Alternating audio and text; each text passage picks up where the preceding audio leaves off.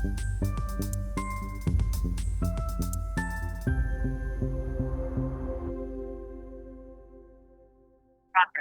আলাইকুম। আমার মনে হয় সব প্যানেলিস্টরা চলে এসেছেন। আমরা মিটিং শুরু করতে পারি সেশন আজকের। স্যার আইনুষা স্যার জয়েন করে ফেলেছেন। স্যার আমরা শুরু করছি তাহলে সকল গেস্টকে আমন্ত্রণ জানাচ্ছি আমাদের আজকের ওয়েবিনারের জন্য। Peace be upon you and good evening to all the respected guest and dear audience. Welcome to the international webinar urban green resilience, a locally led initiative. This webinar actually is organized by ICCCAD, that is International Center for Climate Change and Development, and this webinar is hosted by Alliance for Sustainable Development Foundation, ASDF. Hey, Hafiza, hey, Hafiza. It's our first international webinar with ICCCAD on urban green resilience, a locally led initiative, and we will organize a series of webinar on climate change issues in future, inshallah. So it's a huge honor and privilege for me as a moderator and as organizations for ASDF to have this session, to have this dignified guest as panelist and inspiring youth as participant. Thank you for joining us. I am MD Mahu Hassan, the founder and executive director of ASDF and also the moderator of this webinar.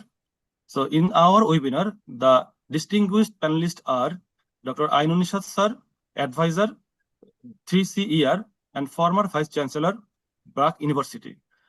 Sir is basically a very emerging, very dynamic personality and is a living legend in terms of like climate change or water resource management. So he's a very leading figure in our country. And then our next panelist, Dr. MD Jilur Rahman sir, Professor, Disaster Management and Climate Resilience, and former Dean, Earth and Environmental Science, University of Dhaka. Sir is also a true example of a real teacher who inspires his students for research and climate-related activities and to work for climate justice. And then our next panelist, Mirza Shaukat Ali sir, is a director, Climate Change and International Conventions, Department of Environment. He is a dynamic and true personality, honest and dedicated personality, and he always inspires the youth to work on climate justice or climate actions. And under his leadership, as he's working in a policy level, Bangladesh is doing extremely well in terms of climate justice. Then our last but not the least panelist, Silene De Cruz, founding member, Slum Dwellers Internationals. Silene is an urban development practitioner with years of experience building the organizational resilience of urban poor communities. She worked on locally led adaptation strategies with vulnerable communities and the Climate Bridge Fund for bridging the gap between researchers and practitioners.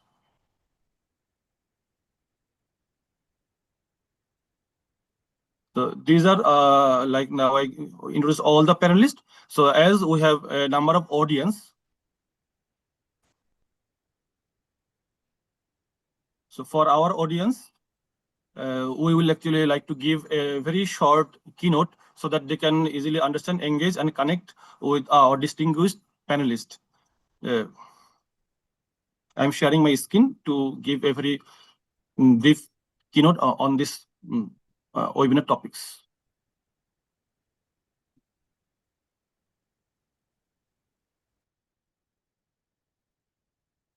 Screen শেয়ারটা কি দেখা যাচ্ছে?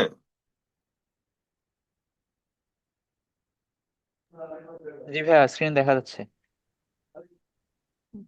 আপনার presentation এখনো দেখা যাচ্ছে, আমরা শুধু আচ্ছা দেখছি আপনার লিস্ট অফ আচ্ছা আচ্ছা, স্ক্রিনটা আমি শেয়ারটা কেটে দিয়ে আবার নিচ্ছি, একটু টেকনিক্যাল ইস্যু হচ্ছে।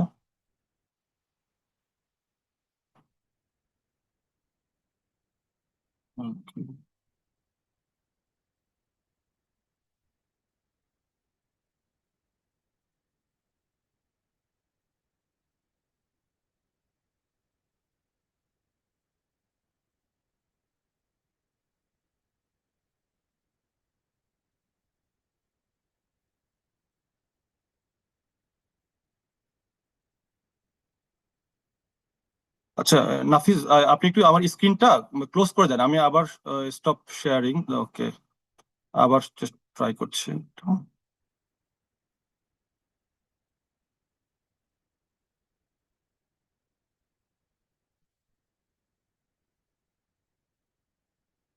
ওকে,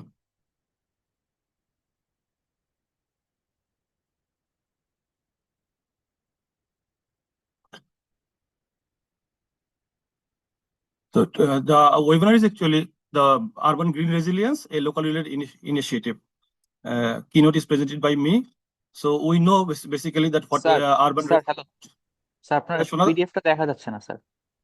স্যার আপনাকে শেয়ারে চেয়ে শেয়ার ফুল স্ক্রিন দিতে হবে। ফুল স্ক্রিন দিলে যে কোনো জিনিসই স্যার দেখা যাবে। আচ্ছা আচ্ছা, full screen, share full screen.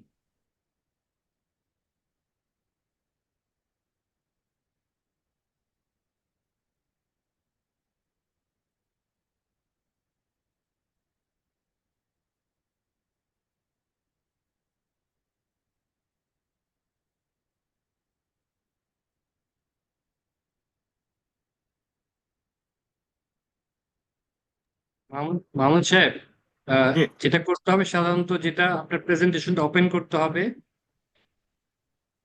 তারপরে আপনাকে মিনিমাইজ করে রাখবেন, তারপরে শেয়ার দিতে পারবেন। আপনি ফাইল থেকে করাটা ডিফিকাল্ট, অনেক সময় হয় না, কাজ করেন। Right sir. আমি লাস্ট টাইম ট্রাই করি, otherwise without slide I will share sir.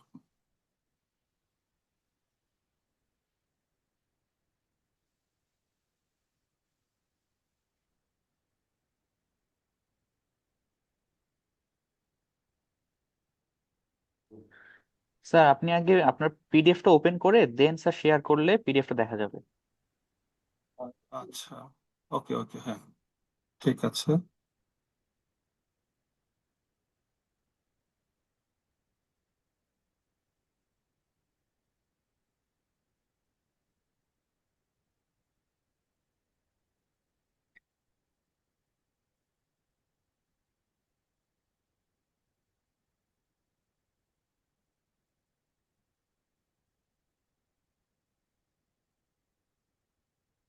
এখন দেখা যাচ্ছে রাইট?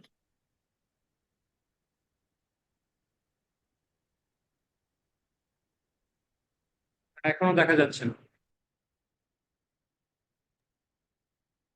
আপনাকে আলাদা আলাদা বের হয়ে যে আলাদাভাবে ওপেন করতে হবে।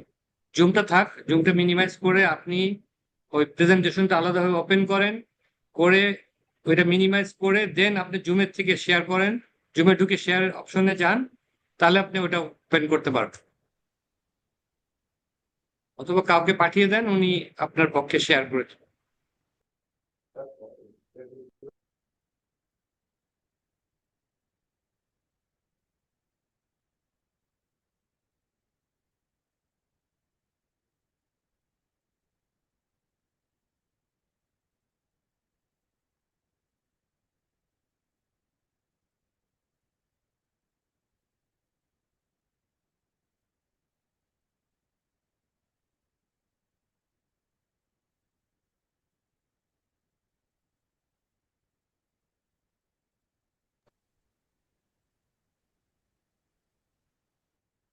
এখন কি দেখা যাচ্ছে?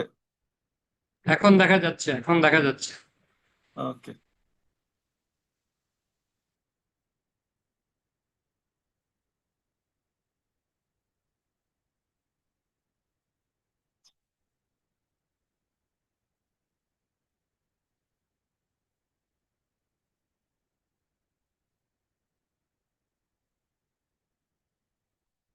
so the urban, if we actually start for the basic understanding for the audience actually, because as all the guests are expert on this, so for them actually it's nothing to share, but for the audience we have to share so that they can connect and easily relate with our expertise, expert panelists. So what we call that urban resilience, it means like making cities stronger against climate shock like flood, heat wave, cyclones by using natural based solutions like tree, parks, garden, and green roofs.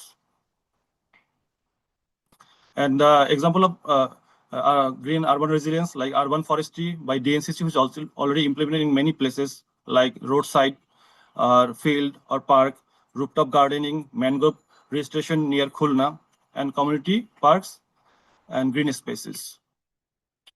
So a locally led initiative, basically a locally led initiative means the community members themselves, resident schools and local NGOs, small businesses plan, design and manage activities to make their city greener and more climate resilient, not just relying the big government or global project.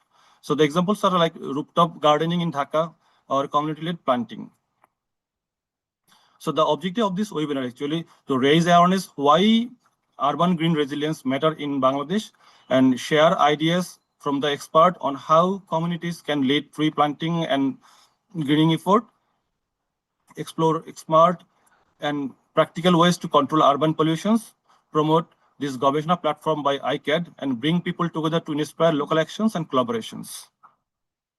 We know the most common environmental hazard in urban areas like Dhaka, like urban heat island effect, air pollutions, plastic pollutions, carbon emissions, least green cover, river and canal encroachment, and biodiversity loss. And some key green initiatives through local initiatives like community-based waste management, urban agriculture, community-led water management, renewable energy using, and environmental education and community initiatives, water management, wasteland protections, wastewater treatment, rainwater harvesting, and tree planting and urban forestry.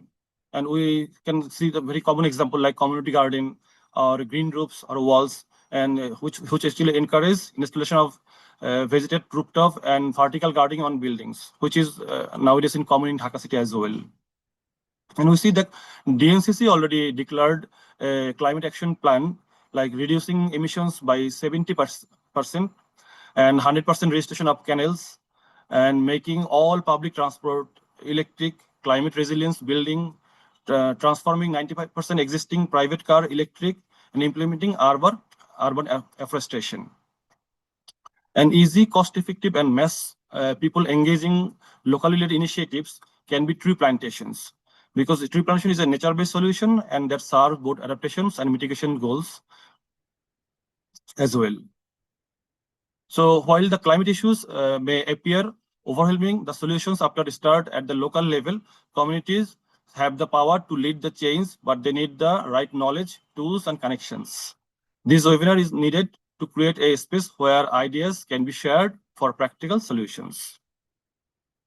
Thanks for your patience hearing. So these are the actually what I shared for our audience. Now I will go for our honorable panelist. I will start from our first panelist. She is living in German and Berlin now. Silene D. Cruz. So Silene, can you hear me? Yeah. Thank you, Mehboob. Okay. So Silene, I know that you are working a lot, or you have a huge experience on different issues regarding to climate change or diversity. So my question is to like, how can urban community organizations effectively mobilize and retain volunteers, members who are passionate about the urban greening and resilience? And what are some successful engagement and motivation strategies? And also I want to know from you, how can urban community organizations diversify their funding sources to ensure the financial sustainability of their urban green resilience project and reduce the resilience on a single donor? Silene. But and how much time do I have, Mehboob? So basically, we want to give every panelist 8 to 10 minutes. Okay. Very good. So my experience with Slum Dwellers International and my work in Mumbai with the National Slum Dwellers Federation of India has taught me that basically organized communities have a better bargaining power with their local governments and with other influential people in their city when they are organized. And you'll see this with both man-made and nature-based disasters that happen in their lives. So, for example, in Mumbai, every week in the early 80s, you had the municipal van would come and break their houses on the streets, and then people had to rebuild again. So when this is happening all the time, every week, it's a tremendous loss of resources and, the meager resources of poor communities, because every time they break and the municipality van comes and takes everything, they have to then restart from scratch, from zero. And it's happened even every monsoon with the floods. The floods would come and, create a lot of havoc in these communities. You had babies who had to be kept on a cot. And you all know the same situation happens in Bangladesh, so I don't need to talk about the problems. And so the slum dweller leadership itself in Mumbai made a decision. What if we get all slum dwellers from different parts of the city together and organize them so that we can begin to negotiate with the respective landowning authority? So they collected people from the airport slums and called them the Airport Slum Dwellers Federation. And that's how they started negotiating with the airport authorities. Similarly, they did that with the Port Trust for people living on port land. They organized together as Slum Dweller Federation on Port Trust land so that they could negotiate with the port authorities. Similarly, with the railway authorities, there were over 85,000 families in Mumbai on railway lands. So they organized together as a Railway Slum Dwellers Federation. Then you had the pavement dwellers. You have them in Dhaka too. So the pavement dwellers created their own organization called Pavement Dwellers Federation. And this way, it became so much easier. So there are 6 million homeless people, people living in slums in Bombay. I don't know what the number is in Dhaka, but I'm sure it is more than 50%. So when you look at these large numbers, it can be very overwhelming. But if you break the problem down into small parts, it's so much easier to negotiate and it becomes more relevant for that group. So for example, I noticed in Bangladesh, for my little time with ICCCAD, that for example, in Mongla, the communities had different sets of issues of migration and, trying to find a house and basic services, and also the constant threat by local developers on increasing the land prices.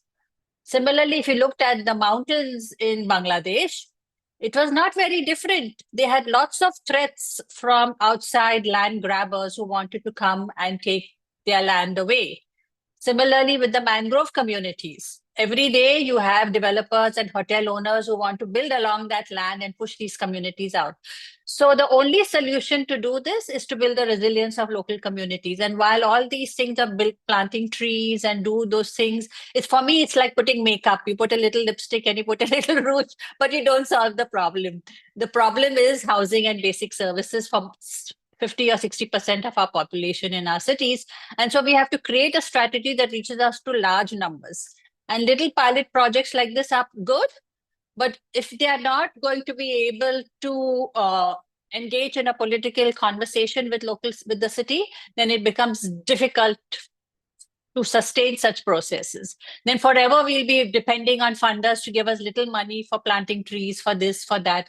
But you will see once organizations are resilient, a lot of the issues communities can manage on their own with very little money. And as the resources now are getting less, even globally, it's important for us to see and be creative and be authentic. What things can be done with little money and by the communities with the capacities that they have? And what are the things that we would require the local government to participate? What are the things we require national government to intervene? And where you need professionals like us to come in and create the right intervention so that communities can thrive. At the end of the day, people like you and me, Mehboob, we leave. We are there, but we leave. We are not there with our communities. The communities are there forever. The mosquitoes bite them on their bums, not on us. We come, we go in the morning, we leave in the evening, right? So how can we build the organizational resilience? How do we invest in building this leadership locally? Because we know our political parties are never going to support us because we are very, very poor. We don't have a face. We don't have clout. We are not influential. They only come to us when they need votes. So how do we use this as a political leverage to negotiate for the more difficult issues of land, of housing, of citizenship in the city? Because when you have all of that, then you can think of growing trees, then you can think of sending a child to school, then you can think of health. Without this basic foundation in place, it becomes very difficult. So this would be my short form, and we can talk about it more if we have time. Yeah. Thank you.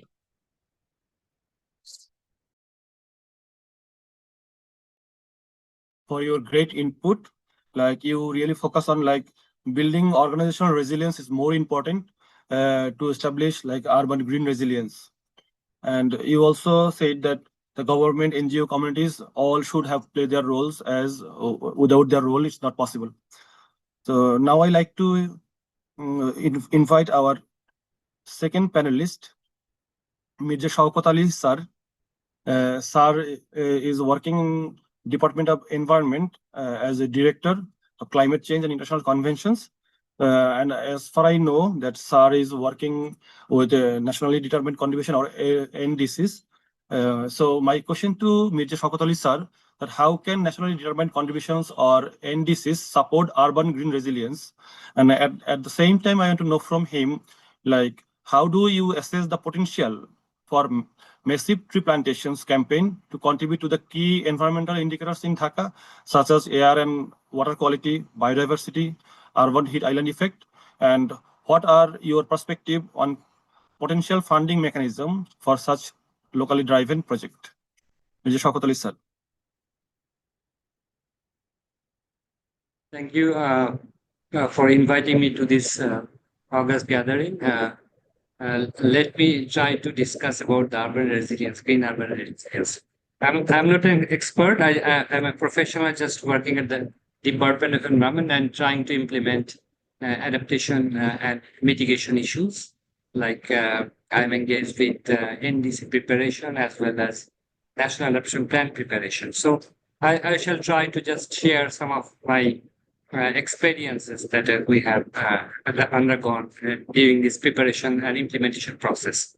So let me inform you that maybe many of you know, but just let me reiterate that Bangladesh prepared the INDC Internet Nationally Determined Contributions in 2015 before the Paris Agreement, and we considered only energy sector, that means power, industrial, transport sector, as part of our NDC, INDC. It covered about 60% of our total greenhouse gas emission. But when we updated our NDC, which we call updated NDC, Bangladesh updated NDC 2021, that we submitted in August 26, 2021. Actually, we have considered all the sectors that is suggested by IPCC. And we have considered like energy sector, which includes power, industry, and transport.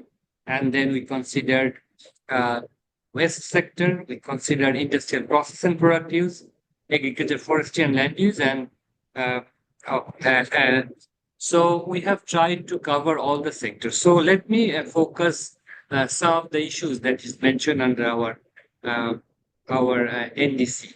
So if we look into our NDC, then we can find that we have suggested some solution or some mitigation activities under transport. So we have suggested that maybe if we can widen our roads or reduce our traffic congestion, so it will introduce, it can reduce 5% improvement of fuel efficiency. So that will contribute in one way or another emission reduction. And we have also suggested that construction of non-motorized transport and bicycle lanes could be another option to promote, people to move around with non-motorized bicycles.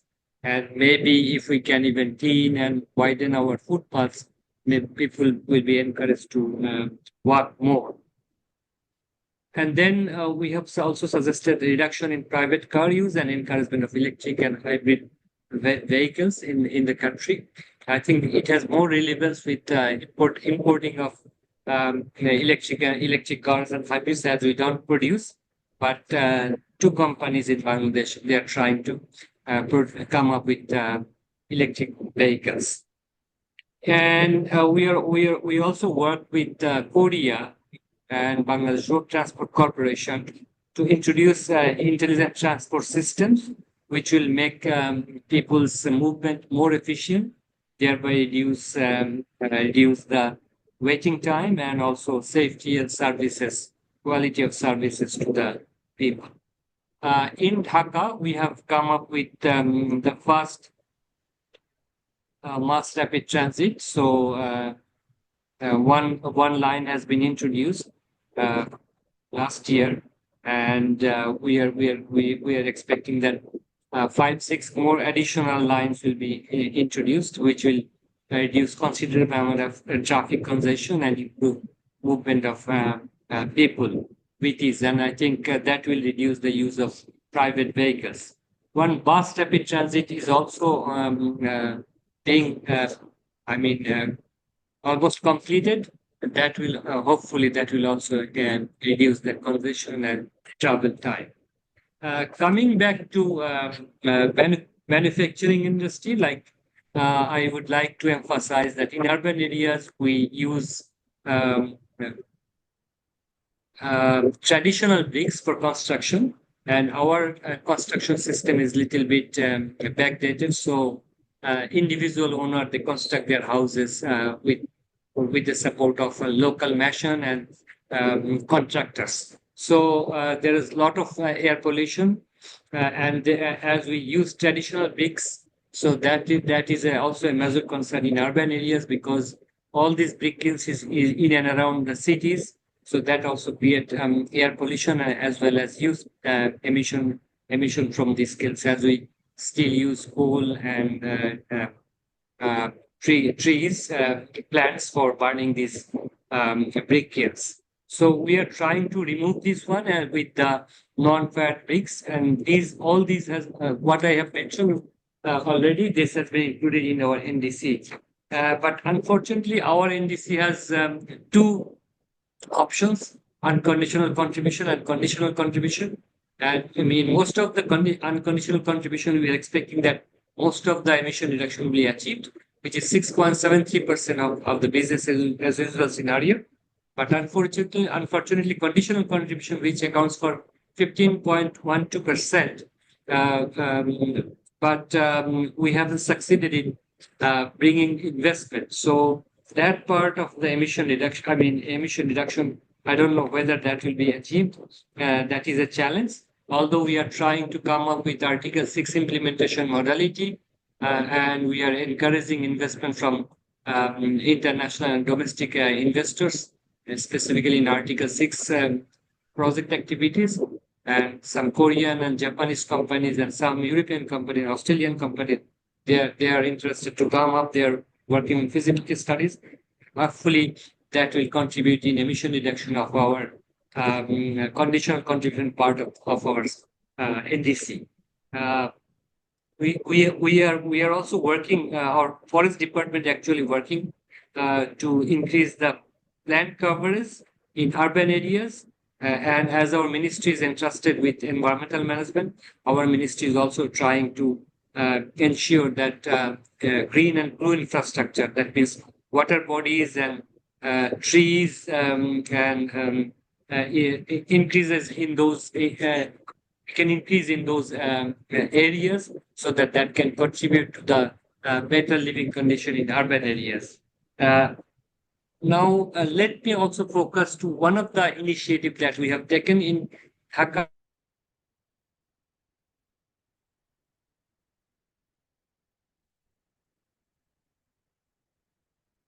And rainfall pattern is erratic. So the drainage congestion is a major concern during rainy days in Bangladesh. And some of the areas are flooded on a regular basis, especially during a short duration, huge volume of rains.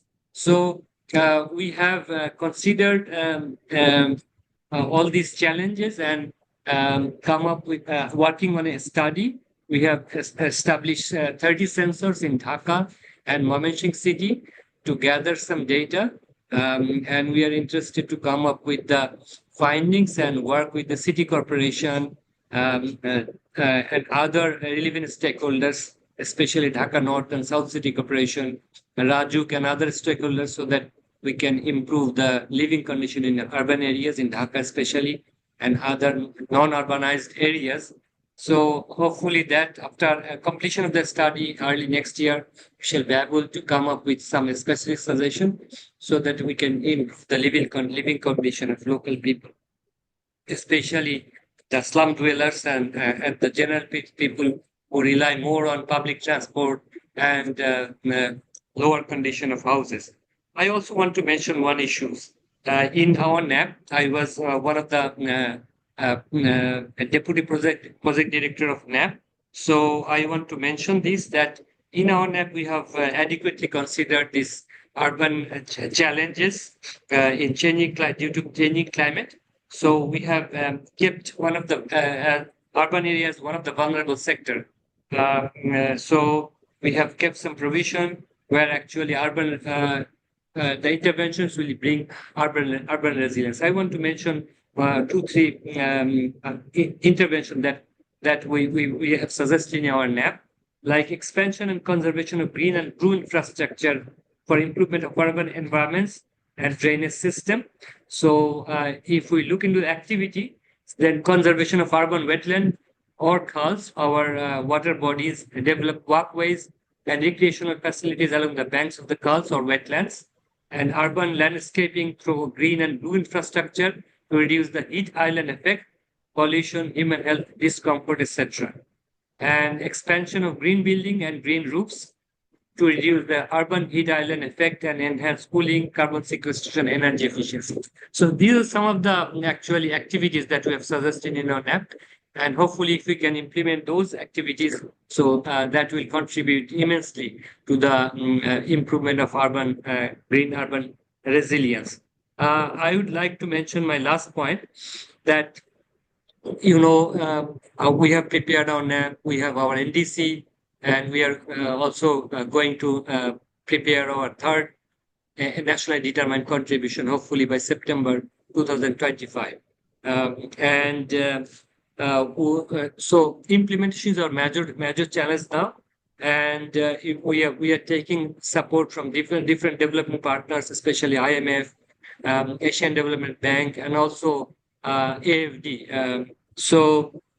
Our planning commission is working to develop a checklist or a matrix where actually all the infrastructure projects will look into whether these infrastructure projects have considered alignment of the activities with the NDC and NAP. So I am hopeful, as we are trying to align different activities with our planning process. So once we implement all these activities, through the planning process, that will be much easier for us to come up with, implementation of our NAP and NDC.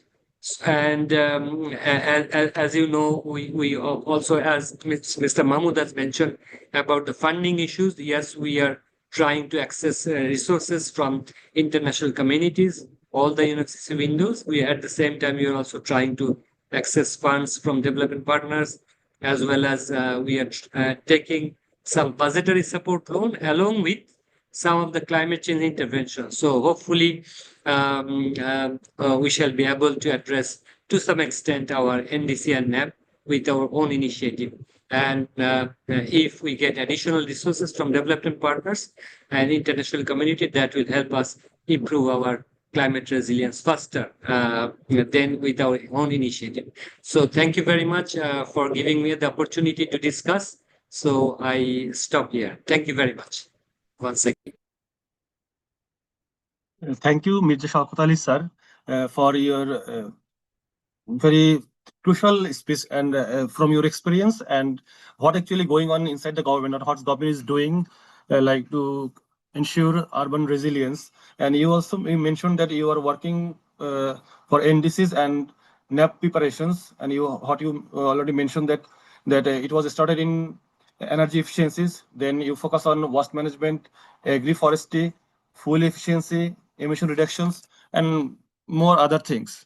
And I have a request, like as a citizen of this country, like what are the intervention you want to make actually? If you can engage people like youth and community engagement can be easier for you to achieve it. Because if the community of this country doesn't understand that the government is really pro-environmental issues and maintaining pro-environmental factors, and they engage with them, and then they will actually work for the achievement.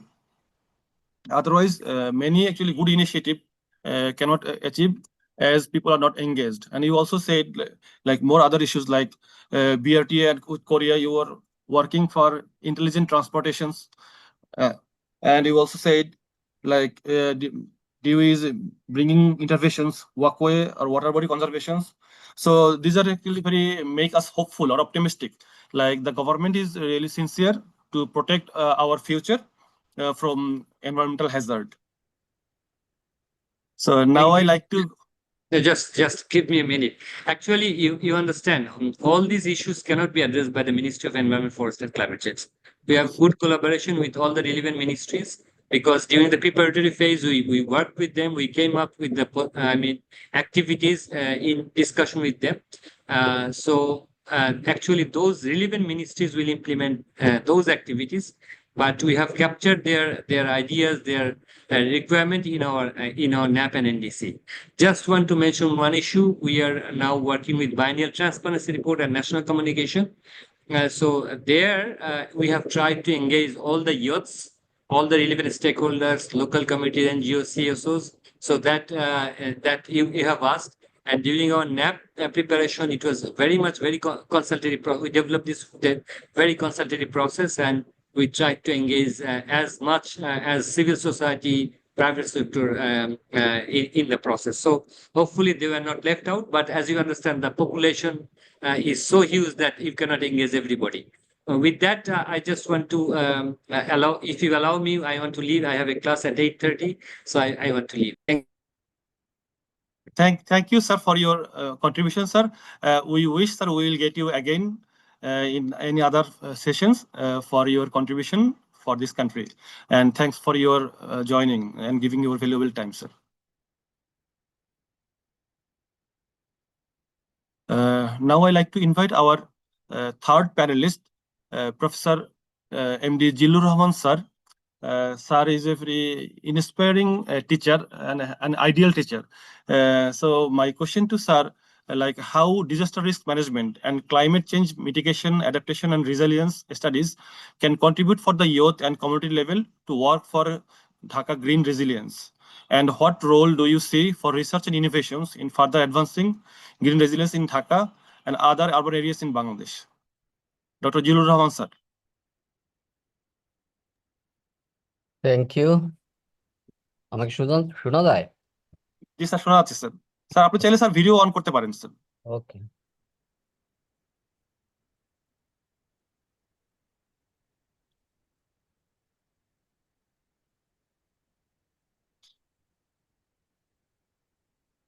Thank you the organizer and Mr. Mahbub Hassan to organize this webinar on urban green resilience.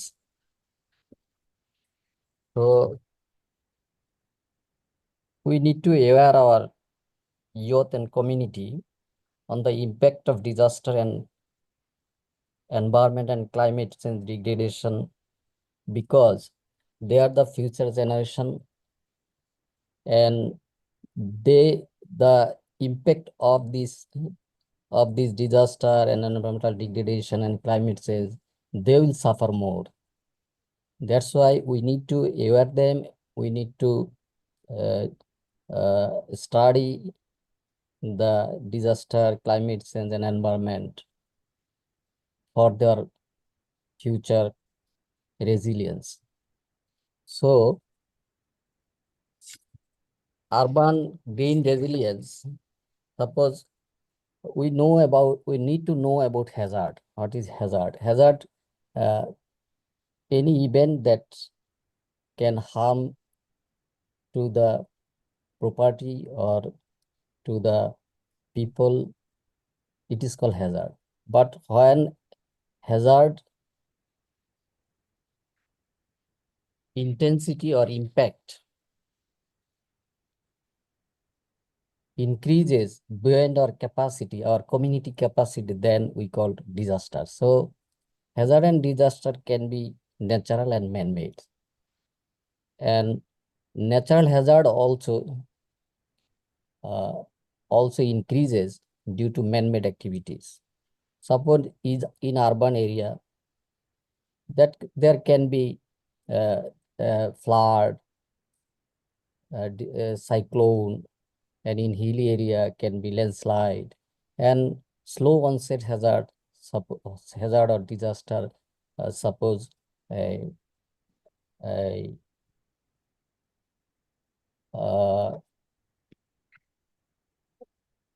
desertification. So these are the slow onset hazards and disaster.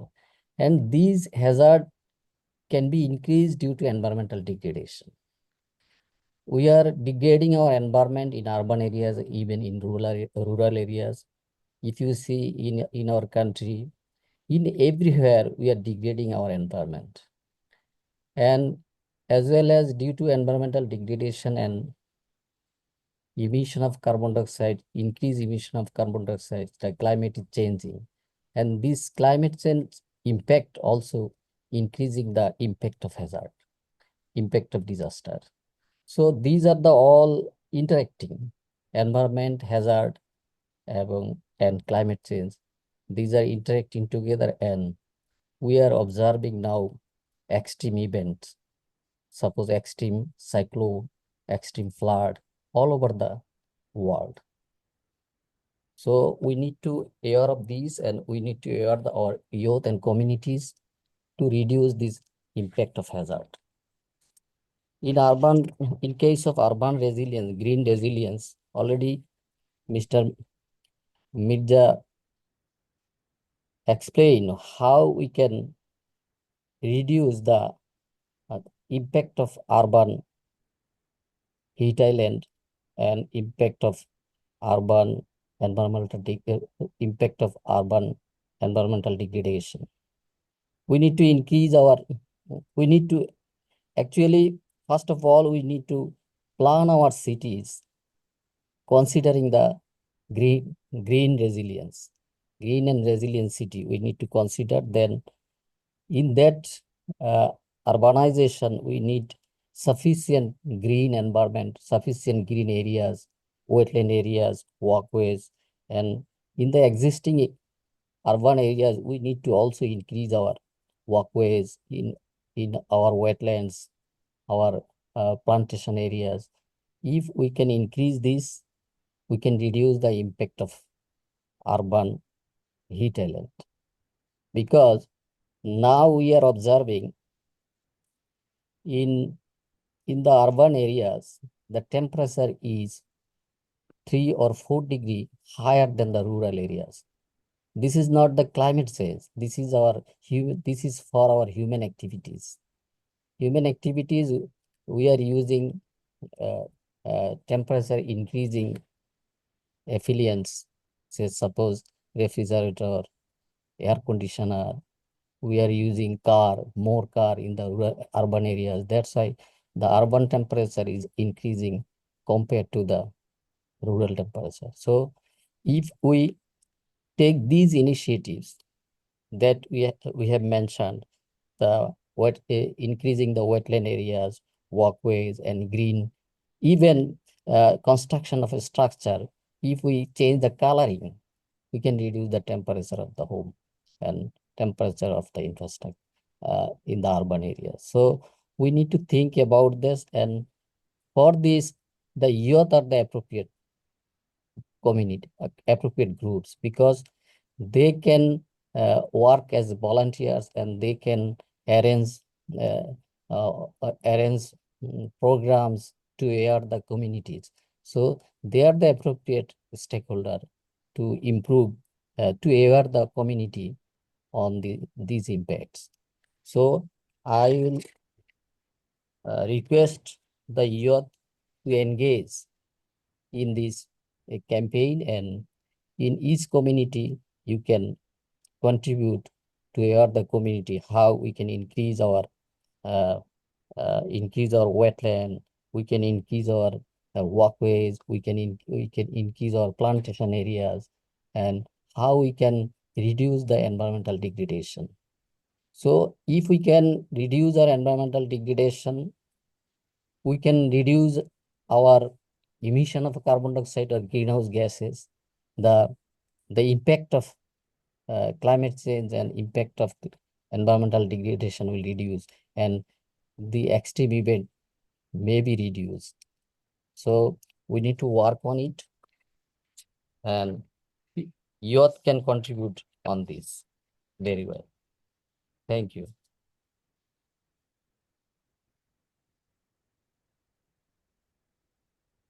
Thank you, Jilur Rahman sir, for your nice speech. And sir actually focus on that environmental degradation is the major cause of this type of hazard. So if we can protect environmental degradations, we can protect our environment.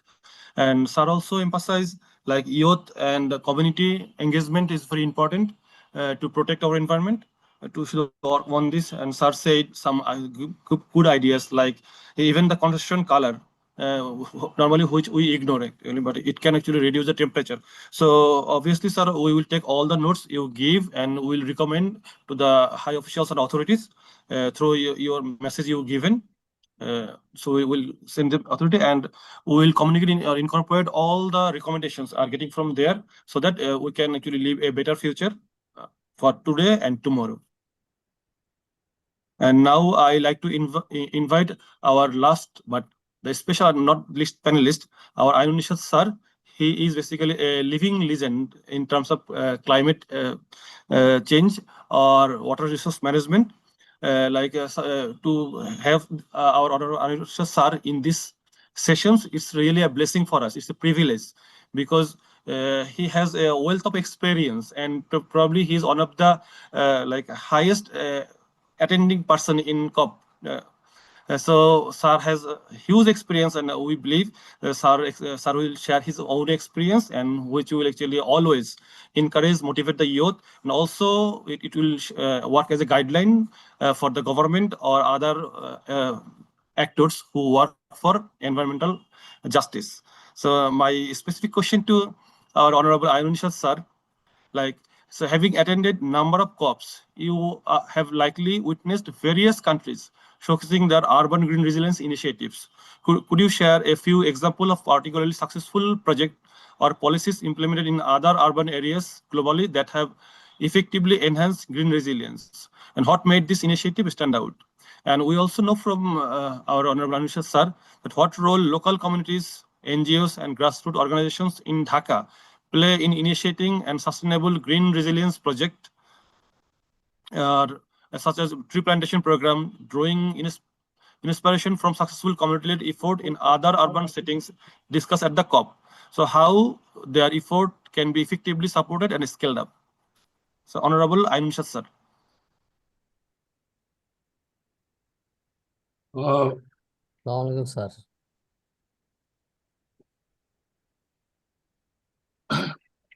Thank you and good evening. Mahbub Hassan, thank you for your kind words. I'm a very humble and simple person, and there are many more people who have attended many more COPs than me. As for example, Shaukat Ali, and he not only attends, but he works in a number of committees. Okay. To respond to your question, I would start in a, shall I say, bold fashion.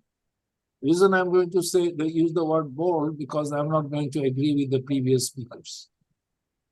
Or rather, I agree, but show the problem in having those suggestions or guidelines implemented in the country.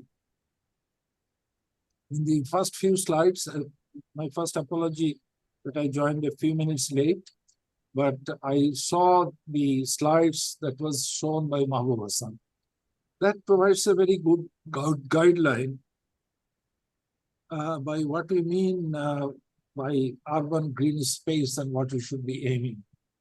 Urban green space or urban areas or green development means that we pay attention to pollution and pollution control have an environmentally very sound society or city. At the same time, we are ready for the climate change impacts. Climate change is something that is going to affect us in future. Past is not the indicator of future.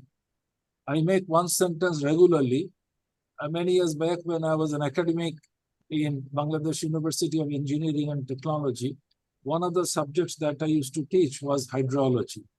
And I used to tell my students, if you can collect good data for 30 years on various climatic parameter or any other thing for 3 decades, that will give you a very good basis for projecting the future.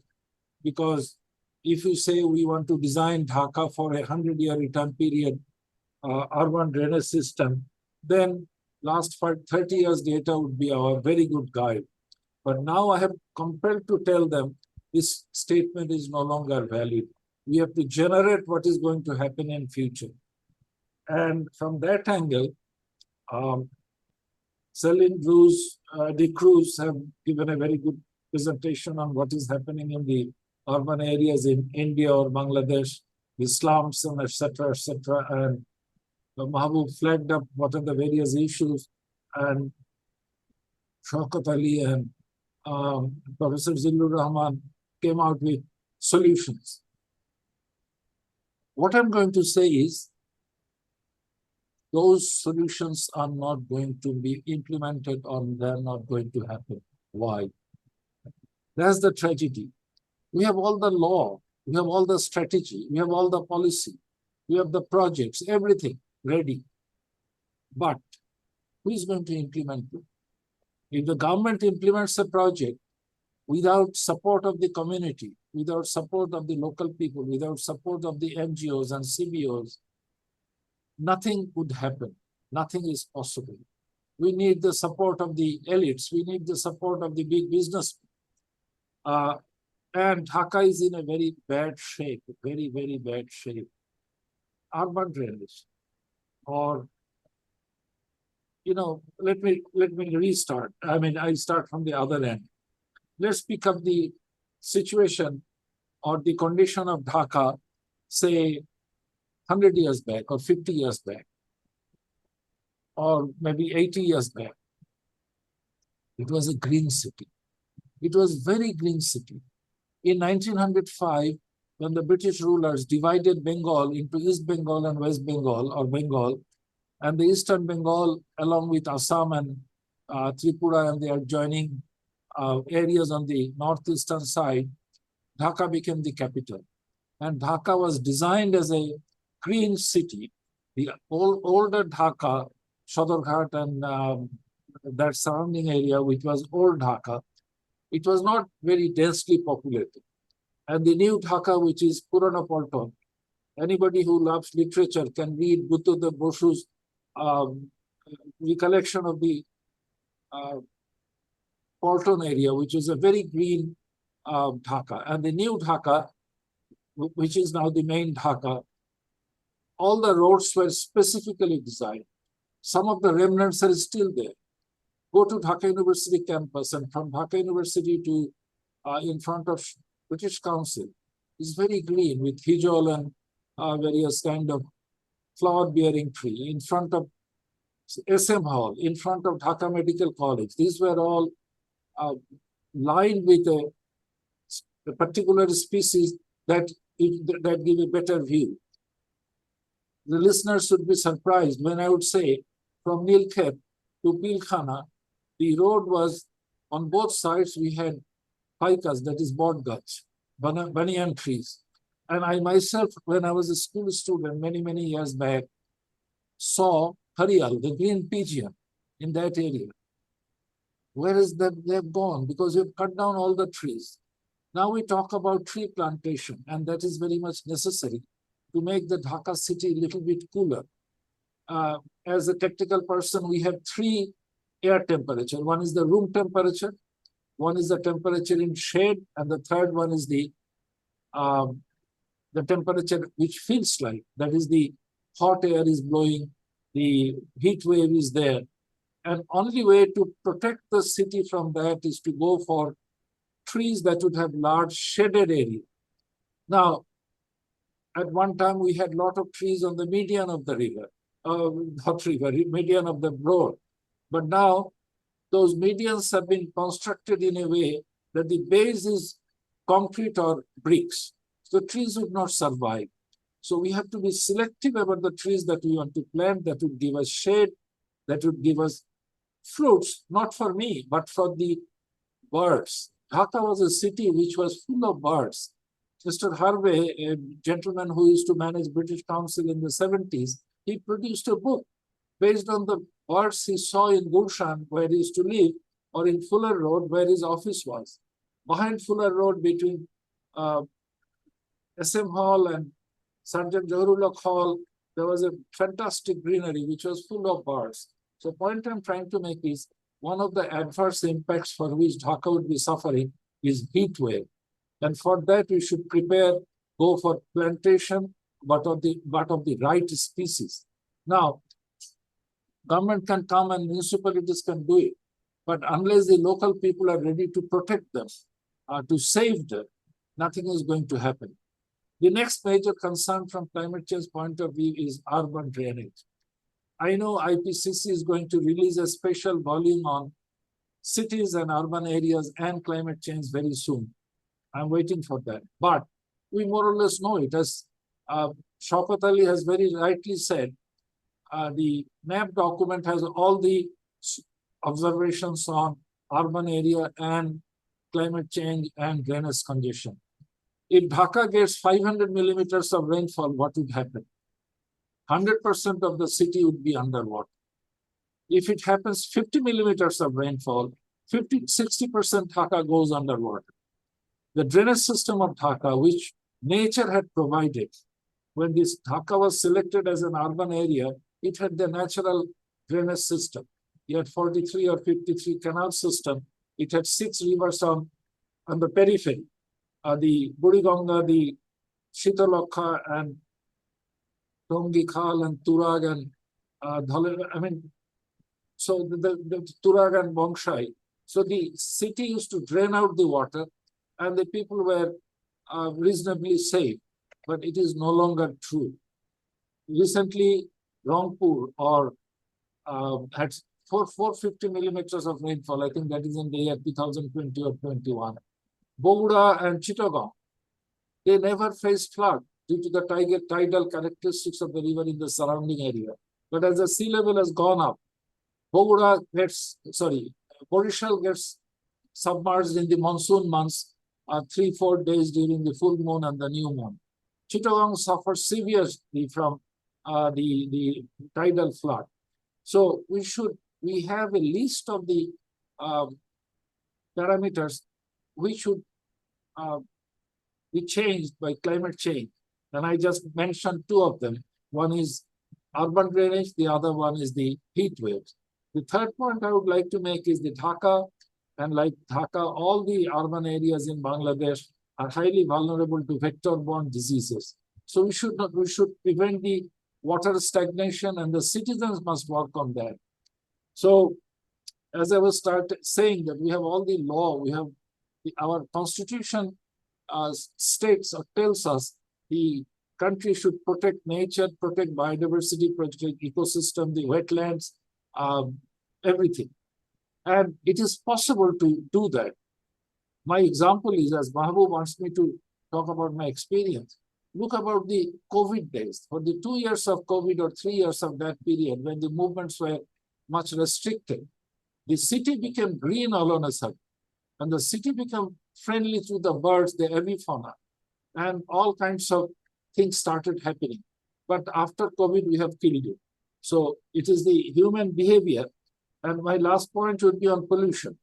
Shaukat very correctly talked about the air pollution. We can control it, but the government cannot control it until the citizens cooperate. The water pollution, until the industrialized support. I mean, Dhaka is the worst city in the world in terms of air pollution. Possibly the Buriganga is the worst polluted river in the whole world. Why? Because the citizens do not take their responsibility and do it. Solution? Look at Singapore. is highly densely populated country, not like Bangladesh, but even then is a green city. It has greeneries, the city's roads are clean, the water bodies are cleaning, and they're recycling the water for the purpose of drinking purpose. The sewage water is treated, rainwater is collected, and it is recycled. So we should pay attention to recycling also. So the city had a lot of ponds, lot of water bodies. They must be saved. The current advisor of the Minister on Environment is talking about that a lot, but she can succeed only if the NGOs, the CBOs, the local community leaders help, the local industrialists help them, and then Dhaka city can be a green city. But I'm not as hopeful as Shaukat Ali, and it's not going to happen tomorrow because to change the mindset. As for example, Shaukat talked about metro rail. The metro rail would cut the air pollution significantly because the number of people moving. So a lot of things are on the pipeline, but it would take a significant amount of time before we can convert not only Dhaka, all the 43 urban areas that we have in the country. Mahbub Hasan, thank you very much for giving me this space. Thank you. Thank you, sir. Sir, before giving a review of your speech, sir, we have a request to you, sir, that as you have the wealth of experience, so we request you, sir, join as much as possible, sir, this type of seminar or teaching experience, and we will record all of your, sir, speech so that our future generation even get benefit from your speech. Because, sir, the experienced people like you is not available or not so common. So we request you, sir, I know, sir, you are getting old, you have some health issues as well, but we request you, sir, join as much as possible and to contribute for the country, sir. We need you. The Bangladesh need you. Mahbub, I refuse to accept the word that I am old. I am still in youth. So Right. if the Right. definition of age is from 15 to 35, so I stopped counting my number of birthdays of at that stage and added 1+. So I say I am 35 plus. But in the meantime, I have added more than 35 or 40 plus signs in my age. So I'm still young. I may be slightly older than others, but I'm still as active as before. Thank you very much. Right, sir. Right, sir. Sir, it's even, sir, our prayer to Almighty, sir. Allah will make you always active and young, sir, for the betterment of this country. And so, sir, our answers, sir, actually humbly disagree with other two respected panelists in some issues with like Jilur Rahman, sir, and with Mirza Shaukat Ali, sir. And our Anusha sir actually focus on some issues, especially 4 or 5 issues. Like he said that to make the urban green resilience, the urban or Dhaka city, actually he said like the problems are heat waves or urban drainage issue problems or vector-borne diseases, which is actually ignored in Dhaka. And also he said that human are more responsible because in the time of COVID, we see people are at home, so the Dhaka become greener and we see some biodiversity issues or bird is crippling there. And he also mentioned that air pollution, water pollution are other sorts of pollutions is actually burning threat for the existence of our city. And sir suggested that the tree plantation can be a good options to reduce the temperature or heat wave. And sir also said like Dhaka was not densely populated actually in British period. Sir said that it was not densely populated, even it was green. So it means like the overpopulations is also make this Dhaka vulnerable. So and sir believe that the government is working, especially he mentioned the honorable advisor, he is trying hard. So our suggestion from our Anisha sir is that it should be inclusive. It means like if the all stakeholder like NGOs, government, people, youth or communities, even elite or businessmen, they work hand by hand together for the common objectives like to protect this city from more danger or to protect our environment for the present and future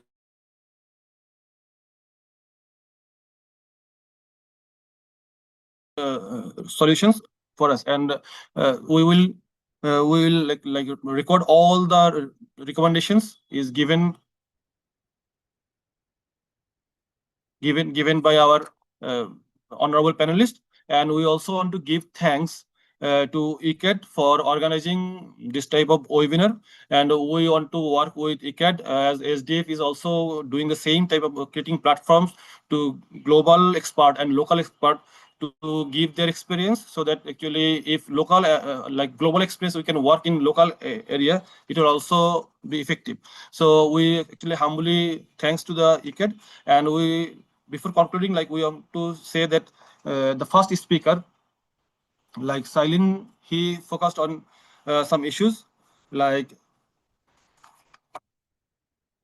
slum dwellers rights. He said like homeless people should get the right first, because if we actually make the plantations or other changes for the environment, but if the land or housing problem is there, it means if they cannot face the basic needs, so the other actually changes for environment will not work. So that was her message to us. And then our second panelist, that Mr. Shaukat Ali sir, actually he is experiencing in like NDC and NAP preparations. He's working directly and he's leading in more COPs, what actually our Anush sir mentioned. And sir said like government is taking tremendous initiatives to change the scenario for the betterment of Bangladesh and for favor of population, for people. And we actually support the government initiative, or the government good initiative will do. And like Anisha sir, if the government will do any harm or any issues like DAP or other issues which is go against the people, so we will raise our voice and we will work, but we will do the criticism for our betterment, not to show the enmity with the government. So, and our third panelist, like Jilur Rahman sir, he mentioned that environmental degradation is going on because of hazard and disaster, and he suggests number of solutions, like we should maintain a safe walkway, more green space, we should focus on plantations, more plantations, and construction material should be eco-friendly or environment friendly. And he also focused like engaging youth and other communities will make these positive changes.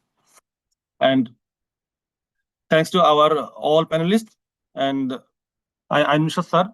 So for their valuable time, they give actually this time. We'll take the most valuable time. We'll record and we'll print a book if possible as a journal by what the recommendation they are giving, and we'll send to every stakeholder concerned related to these issues. And now I like to invite my dear participant. If you have any questions, you can ask to Anusha sir or Jiluram sir or the Silent Cruz. Otherwise, then I will conclude the sessions after your questions. So if you have any questions, you can raise your hand and ask the questions, dear participant.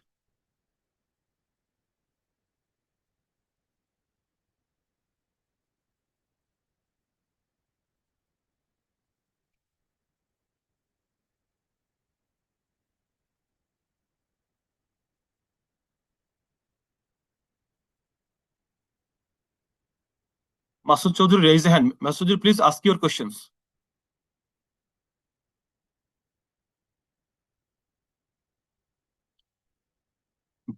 Masood, unmute and ask your questions. Hello, do you audible me? Yes, you are audible. I asked to Mr. Sir, in Dhaka city, very urgent situation in air pollution. We are staying sometimes first, second, third, fourth, or fifth, and long durable time this situation prevailing.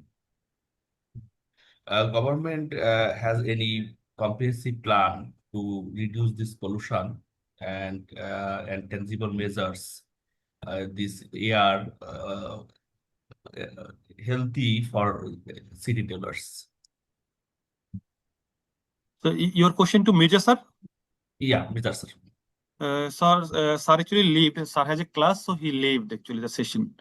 So okay, we'll note your questions and we'll send the questions to Mirza sir, and I will get back to you the questions, inshallah, in future. Okay. So any other have any questions? Like we can give maximum 5 minutes, then we will conclude the session. So it's more than 1 hour and or 20 minutes.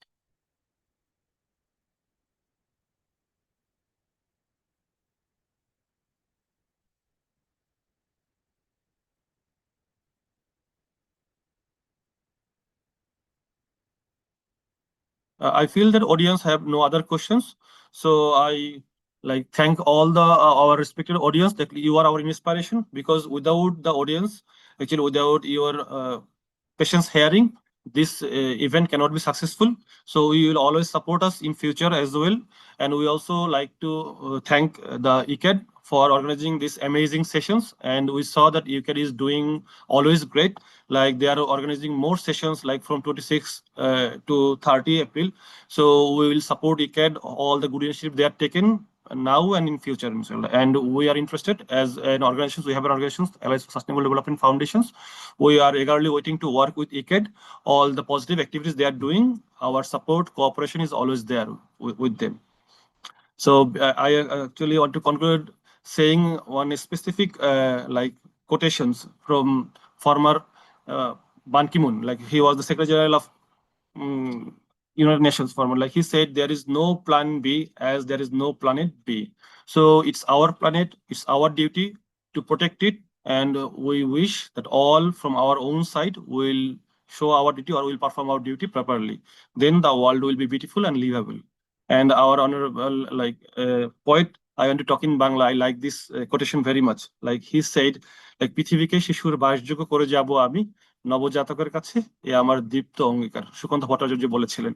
তো তার প্রতি শ্রদ্ধা রেখে বলছি যে all we are working here to make this country and to make this all better, and for your contributions you will get the result here and afterward as well. So thank you all, and I like to conclude and have a nice time. Good night.